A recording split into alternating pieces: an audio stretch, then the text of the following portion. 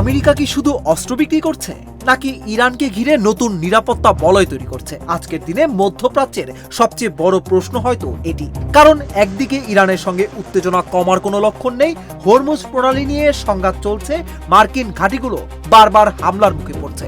আর ঠিক এমন সময়ে সৌদি আরবের জন্য প্রায় $2 বিলিয়ন নতুন অস্ত্র প্যাকেজ অনুমোদন দিল ওয়াশিংটন। এটা কি শুধুই প্রতিরক্ষার জন্য নাকি এর পেছনে রয়েছে আরো বড় কোনো আঞ্চলিক কৌশল? যুক্তরাষ্ট্রের স্টেট ডিপার্টমেন্ট ঘোষণা দিয়েছে তারা সৌদি আরবের কাছে $1.96 বিলিয়ন অস্ত্র বিক্রির অনুমোদন দিয়েছে। একই সঙ্গে কুয়েতের জন্য $484 মিলিয়ন একটি সামরিক সহায়তা প্যাকেজ অনুমোদন করা হয়েছে। সৌদি আরব যে অস্ত্রগুলো পেতে যাচ্ছে তার মধ্যে রয়েছে 20,000 পর্যন্ত অ্যাডভান্স প্রিসিশন কিল ওয়েপন সিস্টেম বা গাইডেড রকেট কিট।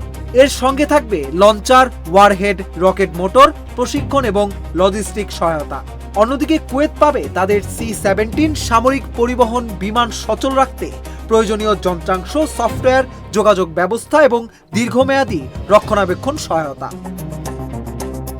কিন্তু প্রশ্ন হচ্ছে এই মুহূর্তেই কেন? কারণ এই অনুমোদন এসেছে এমন এক সময় যখন পুরো উপসাগরীয় অঞ্চল আবারও চরম উত্তেজনার মধ্যে রয়েছে। ইরান ও যুক্তরাষ্ট্রের মধ্যে সামরিক সংঘাত নতুন করে বেড়েছে। হরমুজ প্রণালী ঘিরে টানাপোড়েন এখনো শেষ হয়নি। একই সময়ে ইয়েমেনের ইরান সমর্থিত সশস্ত্র বাহিনীর হামলায় সৌদি আরবও নতুন নিরাপত্তা চ্যালেঞ্জের মুখে। এমন পরিস্থিতিতে ওয়াশিংটনের দাবি এই অস্ত্র বিক্রির উদ্দেশ্য হল উপসাগরীয় অঞ্চলের একটি প্রধান মিত্রের প্রতিরক্ষা সক্ষমতা বাড়ানো এবং ভবিষ্যতের হুমকি মোকাবিলায় তাকে আরও প্রস্তুত করা। তবে এখানেই শুরু হয়েছে আলোচনা।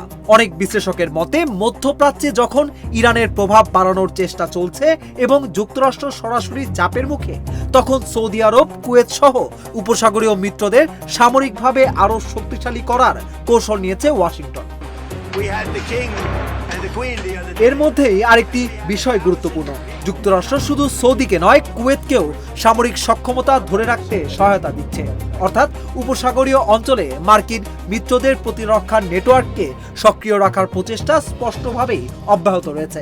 আর এই কারণেই নতুন অস্ত্র চুক্তিকে অনেকেই শুধু একটি বাণিজ্যিক সিদ্ধান্ত হিসেবে দেখছেন না, বরং এটিকে মধ্যপ্রাচ্যের চলমান ভূ রাজনৈতিক প্রতিযোগিতার অংশ হিসেবে বিশ্লেষণ করছেন।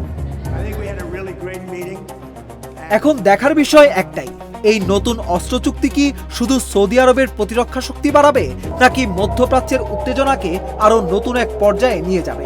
আর ইরান এই বার্তাকে কিভাবে নেয় সেটাই হয়তো নির্ধারণ করবে আগামী দিনের উপসাগরীয় রাজনীতির নতুন সমীকরণ।